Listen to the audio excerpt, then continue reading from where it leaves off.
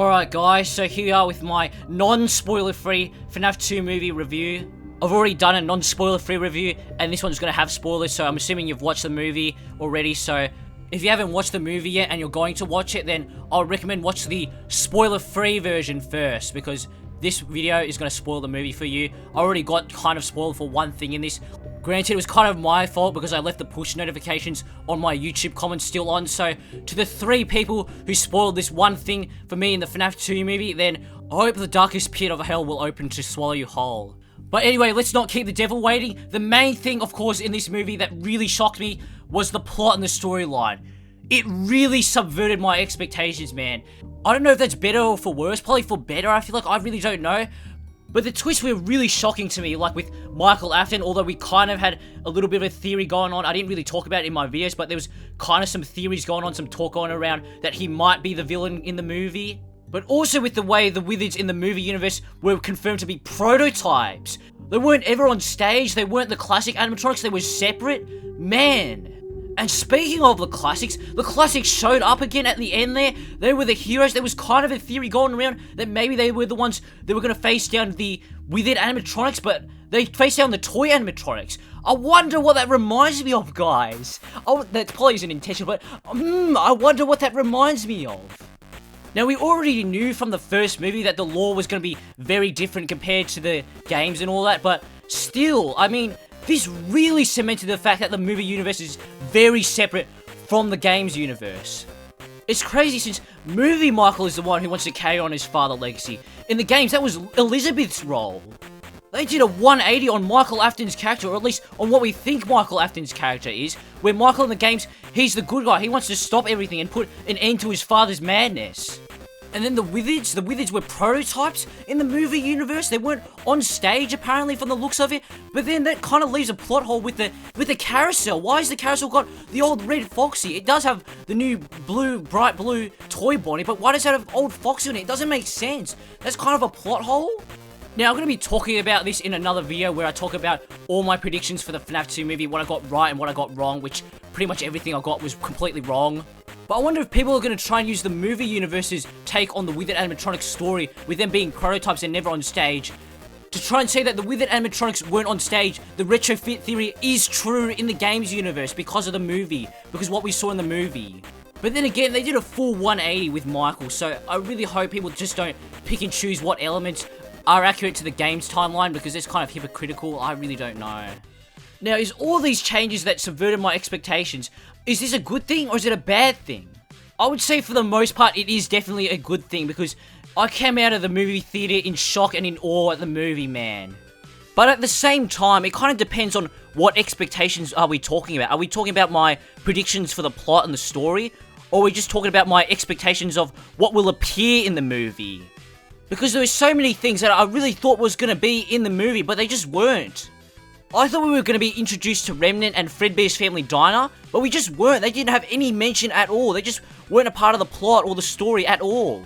And with the yellow rabbit being featured prominently in the trailers, I really thought we were going to see the origin of that character, of that suit, with Fredbear's Family Diner and Henry. And speaking of Henry, I really thought Henry was going to play a major role in the movie, but he just didn't. He was just in one scene, and that was it. I was kind of disappointed that we didn't see more of Skeet Ulrich. I really thought we were going to see him interacting with Matthew Lillard as William Afton and Henry Emily. I really thought we were going to, but we just didn't. I'm kind of disappointed with that. I guess they're saving that for the third movie, which they almost definitely are, with that end credit speech. So I really hope we do see those flashbacks in the third movie. Also, talking about the animatronic voices, first off with Megan Fox, she did a really good job as Toy Chica. I think she did really good. It definitely captured the spirit of Toy Chica and the whole character, and it also had the same vibes as Toy Chica in the game, so I really do like that. Kellen Goff as Toy Freddy, man, it was very surprising. He sounded almost exactly like Glam Rock Freddy, and I feel like that was kind of intentional. They kind of wanted him to sound like that, instead of trying to go for the more goofy Toy Freddy that was in Ultimate Custom Night and in FNAF AR, so I kind of prefer the game's voice. I kind of wish it was more derived from there, but the one in the movie, I didn't mind that one at all. It was alright. And Matt Pat as Toy Bonnie, I'm surprised it didn't really sound like him at all. It was just a little bit of the accent. He did a really good job, especially with the effects, man. I think that's what carried it. The effects, it really didn't sound like MatPat at all. It sounded different from Toy Bonnie in FNAF AR, but it also kind of sounded like it derived from that into its own thing. I kind of heard it being derived from FNAF AR, but it was still very different, and I really liked it, and I definitely prefer it over FNAF AR. Another element that I'm kind of 50-50 on, that I'm kind of surprised, kind of not surprised, that it wasn't in the movie, was the bite of 87. We kind of saw this coming because it was confirmed to be only one murder at the location, but then again, it could have been someone else that died because that was not really a murder, the bite of 87. And we also learned that the location was open in 1982. Charlie died in the movie universe in 1982. And Charlie's death was also kind of said to be an accident at the same time. And that's the reason why the location closed, because of her death. It was kind of said to be an accident, but it was also kind of said to be a murder with foul play involved. But I didn't mind there being no bite of 87, also because in the games, it was just a line in the phone call. Honestly, it wasn't really anything. It was not really important to the lore, honestly. It is kind of interesting to theorize around it, of course, but it really isn't that important even in the games, honestly. Another thing that I'm really surprised we didn't see at all was the toy animatronics on stage performing. They weren't there in the flashbacks at all. I'm very surprised. I get that they only come out at certain times during showtime, and I guess they kind of wanted to save the toy animatronic reveal for later on in the movie when they're uncovered by Mike, but then again, we already saw them in the trailer, so it doesn't really make much sense. And we also saw the puppet at the start anyway, so I don't really get it. I'm also surprised we didn't see Funtime Foxy at all, Toy Foxy. We didn't see Foxy at all.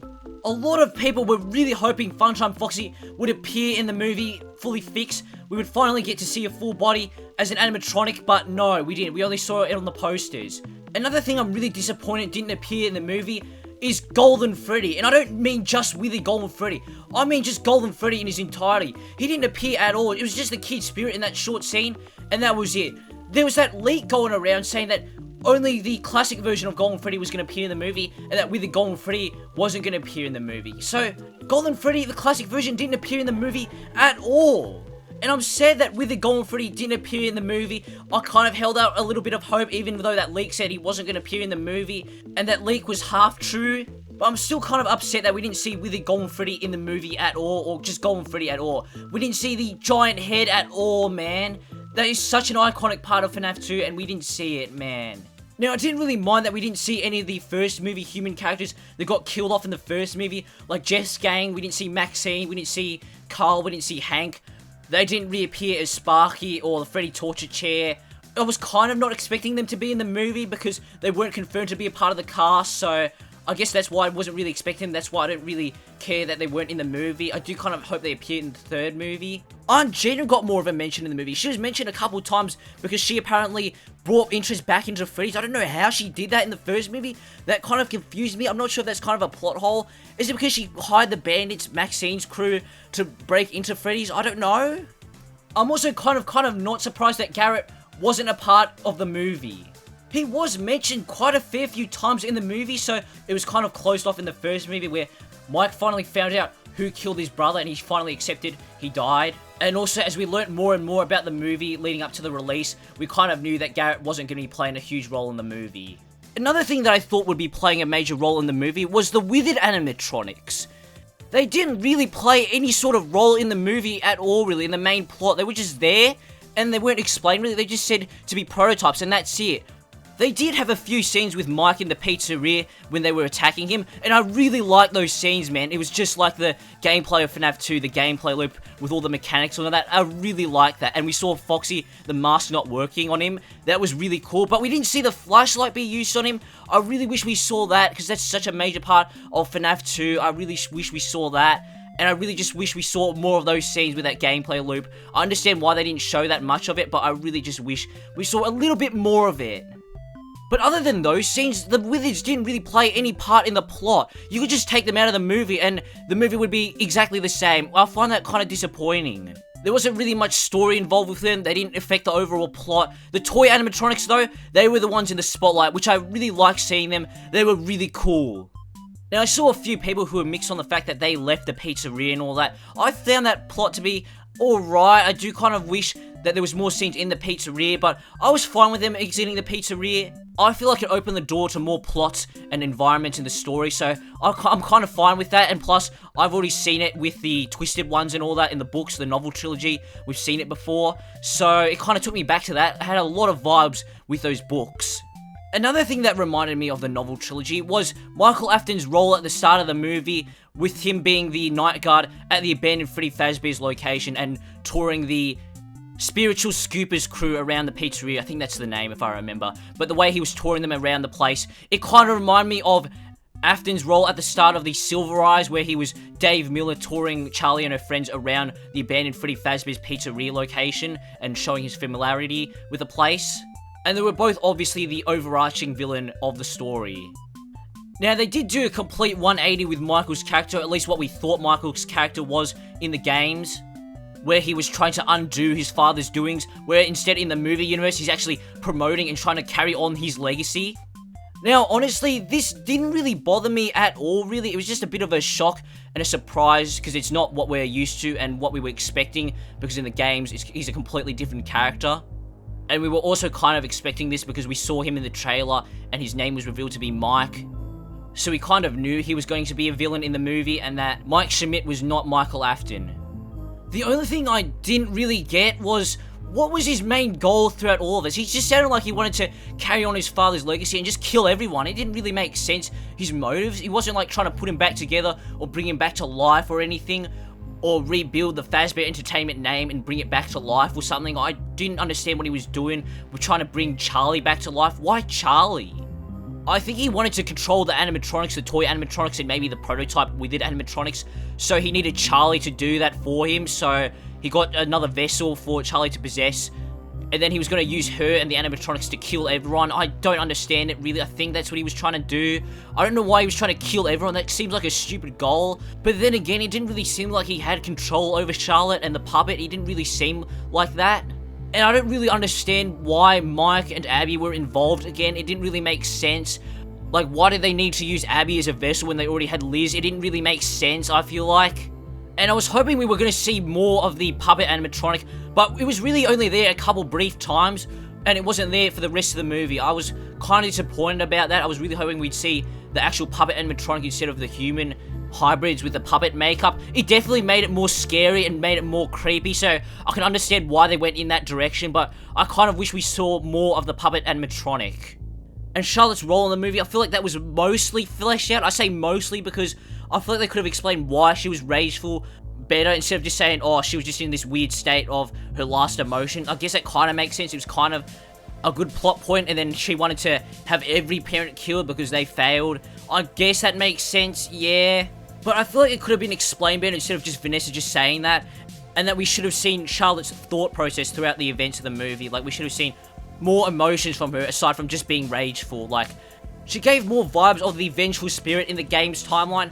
Again, like Michael, she's the exact opposite of what she was in the games, where she was a more kind and soft kind of character who was caring about the animatronics and wanting to help them. I guess that's kind of her role she had in the introduction of the movie in the 1982 flashbacks before she was killed, and she kind of had that role like she did in FNAF 6, where she was just left outside, kind of bullied and just locked outside. In the movie universe, she was kind of bullied as well. She was left out, and then she died to William Afton and was in the puppet's arms in both timelines. And yeah, I think that's a good balance of trying to keep things original while staying true to the games. I really like the direction they went with her in the movie. It's just I wish they explained her thought process when she was rageful throughout the main plot of the movie, but I overall really like the direction they went with her in the movie. I think she's the best part of the movie, and she stayed kind of true to the games while staying original. I feel like that was a good balance. The ending of the movie was very interesting to me. I couldn't really tell it was the ending until the classics showed up. That's when I knew, oh, this is the ending, isn't it? When Michael showed up, I was like, oh, this might be the ending right here. Oh. It didn't feel like a final showdown until the classics showed up. And even then, it was very quick. They just broke off their heads and limbs, kind of like the Mimic. They just broke off their limbs and heads, piled them up, easy peasy, got it. It's like the I Can't Fix You music video. It's kind of like that. It was just very quick. They just broke him easily. There was no fight or anything. They just destroyed them very easily. And I did like that scene with Michael Afton and Vanessa at the end. It wasn't that emotional. I think the first movie was more emotional with Vanessa confronting Afton. I feel like that was better and more emotional than this scene. I feel like I really like that ending the first movie. This one, I don't think it lived up to the pretty high bar that first movie set with William Afton and the Yellow Rabbit. At least with the big fight, I feel like. And we were left with a fairly big cliffhanger with just Mike and Abby leaving Vanessa and then Vanessa getting possessed by Charlotte, so she wasn't really defeated, quote unquote, or set to rest. And we didn't find out what happened to Michael Afton after Jeremiah punched him in the face. I do kind of wish we saw some kind of ending scene like we did in the first movie, where after the Freddy Fazbear's Pizza restaurant location that collapsed, we saw the outcome of everything with Vanessa in the hospital, Abby still going to school, and all that. I wish we saw what happened with the remains of the toy animatronics and the classic animatronics, what happened to the victims that got attacked, what happened to Michael Afton, and then after that we saw Vanessa struggling, and then we saw Charlie take over her body and her consciousness or whatever. Also on that ending, I completely forgot about the kid, Cassidy or whatever, Andrew or whatever, I don't really know, who cares, the kid who possesses Golden Freddy or whatever. And he kind of just showed up and said, oh, the animatronics weren't meant to go outside of the pizzeria, so we're finally going to heaven, and we can't keep him locked up anymore. I'm surprised the first movie animatronics, these spirits and all that, I'm surprised they had such a minor role, and they're probably not going to appear in the third movie because of that. They just got freed all of a sudden. Why didn't they get freed earlier? I didn't really understand. I feel like it was just such a waste, honestly. I think they were on the right track with having them sacrifice themselves to save Abby and everyone, but it just didn't really come off that well because it felt rushed, like the whole movie. I'm gonna have to get into that in a second, but it didn't really feel like a sacrifice or anything. I really should have felt more impactful, but it really didn't, honestly, and I think that's because of the short runtime they had. The whole movie felt a bit too much rushed, a bit too fast-paced. Everything went by so fast, and there's just so many elements going on, yeah, that you have to process, so it can get a bit confusing. But the main problem with it being fast-paced is that they just didn't have enough time to flush out everything. They didn't really have enough time to iron out all the main elements and just put much detail into them. They had to fly by everything too quickly. I feel like that's what caused all the problems in the movie. I feel like they just didn't have much time. They just got no time. They got no time to live. A couple kind of good things I want to say about the movie now. The first one I want to start with is the horror factor. The movie, it definitely was more scarier than the first movie. They had a ton of jump scares and all that, and it was definitely more creepy and all that with the human hybrid of the puppet Charlie. So I do think it did a lot better than the first movie in that aspect, and also in the violence factor. There's a lot more action and violence with the animatronics trying to rip off each other's, crush the heads of the characters and all that. The knife being wielded by Toy and Spring Bonnie. What kind of surprised me was there's quite a few swear words in the movie. Not a whole lot, just very light, but it was definitely a lot more than the first movie. The movie didn't have any at all, really. So I do think the second movie did a lot better than the first movie in the horror and the violence factors, but it wasn't crazy up there with full-on uncensored death scenes, with guts everywhere, and moments that are going to keep you awake at night. The first movie, people said, was more of a thriller than a horror movie, and I do get that, but I also feel like the second movie was also kind of a thriller, but it was definitely more leaning into the horror elements, so I feel like it almost was there, but it just wasn't fully there. The moments in the movie where it was scary and violent, it was more like, oh, that's violent, oh, that's creepy, oh. Maybe it's just me, but I didn't really feel like I was scared throughout the movie. Also, the second movie had a lot more emotional moments compared to the first movie, which sounds really good on paper, but honestly, I feel like it was done better in the first movie, even though there was less of them. Like, the moment where Vanessa was talking about William Afton to Michael, and Michael was trying to ask, how do I save my sister? That was a really good scene. I really liked that scene, along with the confrontation between Afton and Vanessa, like I said before. That was really good. They were so emotional with Vanessa's stabbing and all that. The second movie, instead of having those strong emotional moments, I feel like it was spread throughout the movie with the moments with Charlotte and all that. I don't know, maybe that's just me, but I feel like the first movie did it better. I'm gonna have to rewatch the movie again, maybe my opinion will change, but I do think, although the second movie had a lot more, it wasn't as emotional as the first movie in those moments. What got me more emotional was definitely the references in the movie. Man, there were so many. There were so many, but I feel like there was less than the first movie, honestly. And they were also very brief, the Easter egg moments, I feel. Like, the first movie, they kind of lingered around with, like, Sparky and Shadow Freddy, and Matt Pat and Corey X Kenshin and all that. But the Easter eggs in this movie, they hit way harder than the first movie, honestly. I really love them. There was Charlotte's lines from UCN. There was the code. Another one that I was really nerding out about was the code in the FNAF 2, the perimeter lock, where they had to unlock it. The CD1 code to unlock Night 6 in the FNAF 2 and FNAF 1. And that moment was also the one in these script pages that were revealed, the teasers. And as soon as they started inputting the code and throughout that scene, I was like, oh, that's the one from the script page. That was the correct one. That is crazy. And now that I'm thinking about it, when that script page came out with those other 3, I feel like people didn't notice that reference. I kind of remember that, yeah. There was also Shadow Bonnie appearing for a couple seconds. Man, that one was really cool, man. I really hope you guys saw that one. Also, I didn't see this one, but apparently Andro 2 was in the parts and services room with the withered animatronics. I didn't see him there. If you guys saw him there, can you guys confirm that for me? Because I don't remember seeing him. And there was also the cameo with the ho ho ho ho ho ho ho ho on the Freddy plushie. I think that was a good stuff Freddy plushie, surprisingly. But that was a very fun reference. And also another very fun reference was with Doug. I really liked seeing him again. That was really cool. I completely forgot about him. And then when I saw him, I was like, who is that again? Who is that again? And I was like, oh, that's Doug. That's Doug. And also at the beginning, I'm pretty sure there was the arcade machine with Candy the Cat. I think it was Candy's Fishing or Candy's Soup or something. Super Jump, Super Race, I think. One of those lines, one of those titles, I don't know. But I think Candy was on one of those arcade machines. And there's probably some more on those arcade machines. I was also hoping we'd see one of the FNAF 2 hoax animatronics, like the purple guy animatronics. I swear there was a screenshot, behind the scenes leak of on the set where there was like some purple figure standing there, and it was like Shadow Freddy or purple guy, the purple guy animatronic. But I don't think that was real. I feel like I dreamt that. I don't think that was real. I was also kind of surprised we didn't see any other YouTuber cameo or anything. It was only Corey X Kenshin again. We didn't see anyone else. Like, I know Markiplier said he didn't get contacted, but then people thought that, oh, maybe he was just under an NDA, so he couldn't disclose if he was or was in the movie.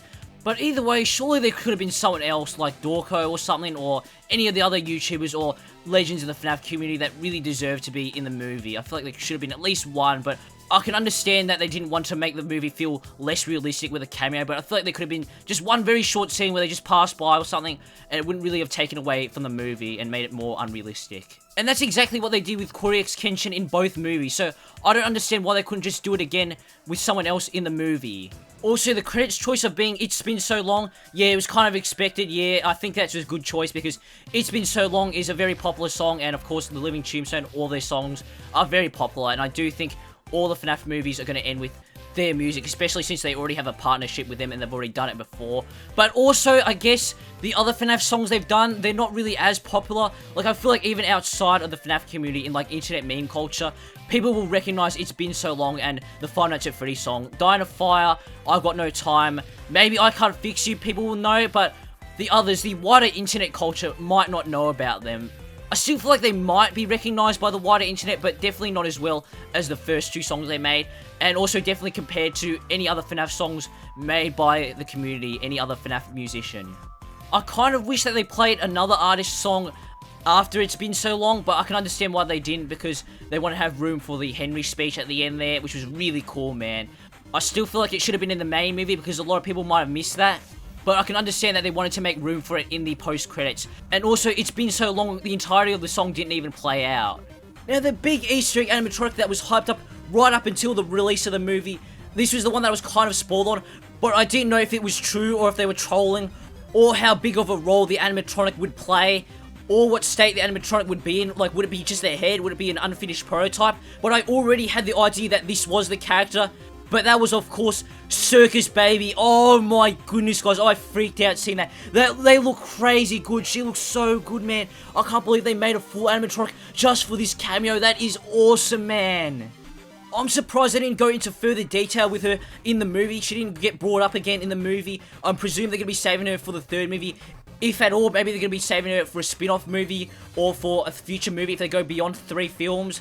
But I'm surprised she wasn't brought up again, and I feel like people who watched the movie and didn't know about her before, they didn't play the games or anything, they're going to be very confused as to who that was. Like, why was there this animatronic? Who was that? They didn't get brought up again. Why were they there? And of course, the other big reveal was in the post-credit scene with Springtrap. Oh my goodness, I was freaking out, guys. I was like, no way, they're actually going to show him, because I didn't think they were going to show him at all when the movie ended. Like, oh, maybe he's going to be in the post-credit scene. And they kept on delaying it, like, they just showed the characters' faces, like, oh no, they're not going to show him, they're just going to cover up the camera and they're not going to show him. But then they showed him, and I was like, oh my goodness, it's Springtrap, it's the man himself. Oh my goodness, guys. It was a really cool scene, a really cool reveal, But I feel like it could have been better because they're going to be using him in the marketing for the third movie. No way, they're not going to be doing that.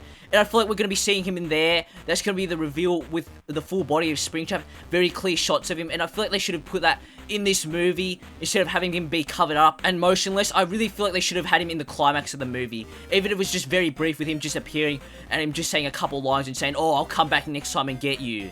And now, since those moments are going to be in the third movie's marketing, I feel like it's going to take away from both the third movie and the second movie and Springtrap's character.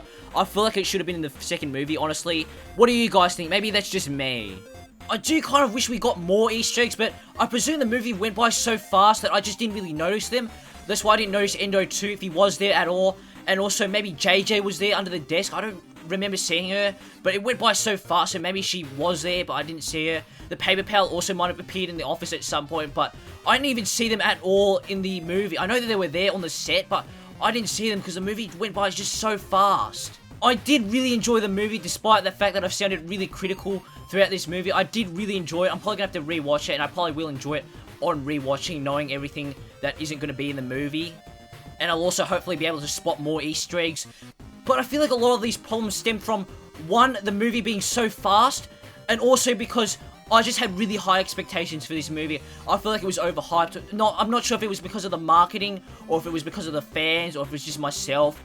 I feel like it was just myself. I'm not sure if you guys also felt the same way, but I definitely feel like the movie was overhyped, at least for me. I feel like I overhyped myself, so I feel like that's on me, but I feel like I just had to point that out because I had really high expectations. I think they were too high. But then again, I feel like there was some really obvious stuff that should have been in it. Like, Henry should have been in the movie more. We should have seen Freddy's family die, at least some sort of small mention. No, we didn't get that. But other than those two problems, I do feel like the plot, it was kind of a mixed bag. I did like it for the most part, but it just didn't really feel flushed out because they just had to cram so much into such a small time. But overall, the movie, I did really enjoy it, especially in the moment when I was watching it. I was losing my mind in the theater, man. So I hope you guys enjoyed the video, and I'm really curious to hear what you guys thought of the movie, because it was kind of a mixed bag for me. I feel like it was better than the first movie, but it wasn't like leagues better. It was definitely better, but I still really enjoyed the first movie. I still really appreciate the first movie. I'll see you guys in another FNAF 2 movie video, hopefully, where I look at what I predicted and if I got stuff wrong, and what I got right. I got most of it wrong, obviously. Bye.